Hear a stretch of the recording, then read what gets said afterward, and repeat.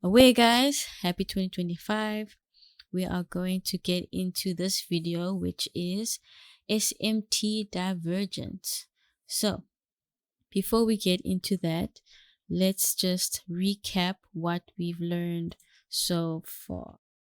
So this is how it started, with buy side, sell side liquidity and external and internal range liquidity. We went through all these concepts and this is where we are. And now our final destination. You'll find that SMT sits right here, and that's what we're going to get into. So let's begin. So SMT essentially just stands for Smart Money Technique. And the most important part of that word is divergence. So SMT divergence occurs when two correlating markets form conflicting highs or lows and can signal a potential reversal. So what do I mean by that? So when we have two correlating markets, you'll notice that when I trade, I use the S&P and Nasdaq side by side. The reason for this is essentially because I'm looking for a divergence between the two markets. That's because Nasdaq and S&P move similarly. And that's what you want. You want two correlating markets or two markets that move similarly. And when you find a divergence is when you find a difference between the highs or the lows that will signal a potential reversal in the market. So let me show you how and why we use SMT. So the way we use SMTs is in conjunction with all your other price action tools. So what I mean by that is you can't just use SMTs alone to determine reversal. You have to use it together with your setup, together with all your price action tools, because you want all the confluences for a high probability setup. So you'll come to find that there are SMTs pretty much all over the charts. So the way to find a high probability SMT is to look for the divergence when price trades into a high time frame PD array. What do I mean by that? Look on the high time frame from 1 hour onwards, 4 hour daily, weekly. If you find a 1 hour, a 4 hour daily fair value gap or order block, any of your high time frame PD arrays, you want price to trade into that and form that SMT. That is the SMT you want to find. That will most likely be your high probability setup forming there.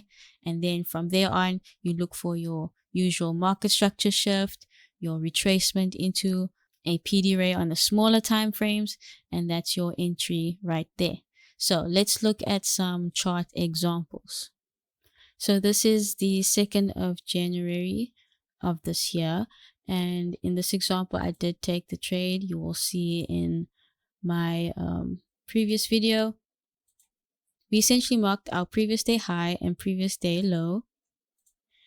And from there, we were waiting for price to take out either side, because why? That was our buy side and sell side liquidity marked out. And I was waiting for price to sweep liquidity on either market. And we found that that sweep came from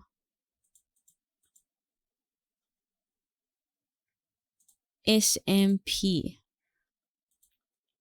And so we had an SMT divergence because why? We took out the high on S&P and not the high on Nasdaq. And so I was bearish this day. And therefore, if you're looking for sells, you want to find an SMT at the highs. And if you're looking for buys, you want to find an SMT divergence at the lows, right? Because you want the reversal forming at the low if you want to buy, and a reversal forming at the top if you want to sell. So we had an SMT at the top. Therefore, we are looking for sells because I was bearish. So which one do you actually choose to trade? Well, that does also come down to preference and how your trade setup looks like.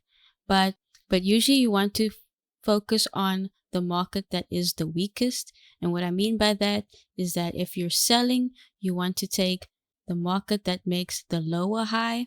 And if you're buying, you want to trade the market that has the higher low formed.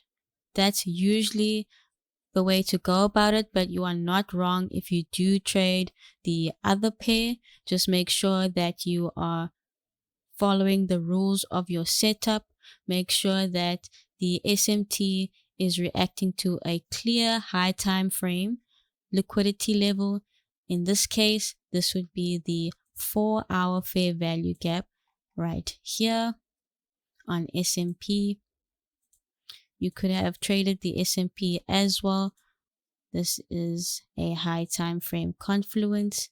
There's our S&P, there's our liquidity sweep, and what's next? We wait for market structure shift and a retracement into a discount PD array on the lower time frame, and that's our sell entry to where? To sell side. Same thing happens here on Nasdaq. It is all up to your personal preference and how you trade.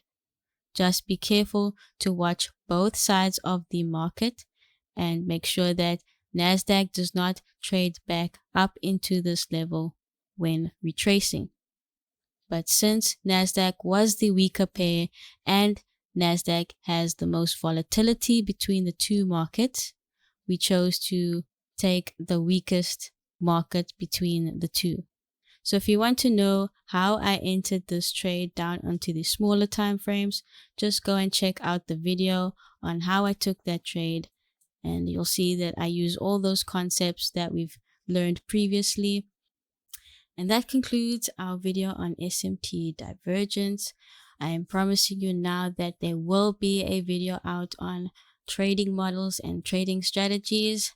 I just thought I'd get this out the way first because I do think it is important. So I'll see you in the next one. Please like, subscribe, support the channel. It will really help you and me bring out this type of content to help people learn more about trading. It's not all about scams.